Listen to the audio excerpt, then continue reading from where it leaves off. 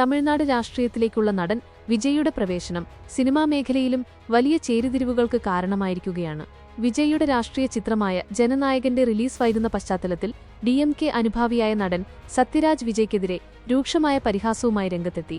2013 തലൈവ cinema നേരിട്ട പ്രതിസന്ധിയും അന്നത്തെ മുഖ്യമന്ത്രി ജയലളിതയോട് വിജയ് സ്വീകരിച്ച അനുരഞ്ജന നിലപാടും സത്യരാജ് ഓർമ്മിപ്പിച്ചു.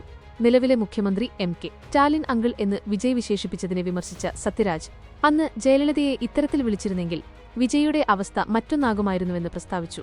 സിനിമ എക്സ്പ്രസ് ആണ് ഈ റിപ്പോർട്ട് പുറത്തുവിട്ടത്. സത്യരാജിന്റെ ഈ പരാമർശങ്ങൾ വലിയ വിവാദങ്ങൾക്ക് വഴിതെളിച്ചെങ്കിലും അപ്രതീക്ഷിതമായി സത്യരാജിന്റെ മകൻ CB സത്യരാജ് വിജയ്ക്ക് പിന്തുണയുമായി രംഗത്തെത്തി. വെറുപ്പിനും പ്രകോപനത്തിനും മുന്നിൽ നിശബ്ദത പാലിക്കുന്നതാണ് ജീവിതത്തിൽ കൂടുതൽ ആനന്ദകരമെന്ന് സൂചിപ്പിച്ചുകൊണ്ട് വിജയുടെ ചിത്രം CB സോഷ്യൽ മീഡിയയിൽ പങ്കുവച്ചു. സെൻസർ ബോർഡുമായുള്ള പ്രശ്നങ്ങളിലും ചോർച്ചാ വിവാദങ്ങളിലും ജനനായകൻ കുടുങ്ങിക്കിടക്കുമ്പോൾ തിരഞ്ഞെടുപ്പിന് മുന്നോടിയായി സിനിമാ താരങ്ങൾക്കിടയിലെ ഈ പോര് തമിഴ് രാഷ്ട്രീയത്തെ കൂടുതൽ ചൂടുപിടിപ്പിക്കുകയാണ്.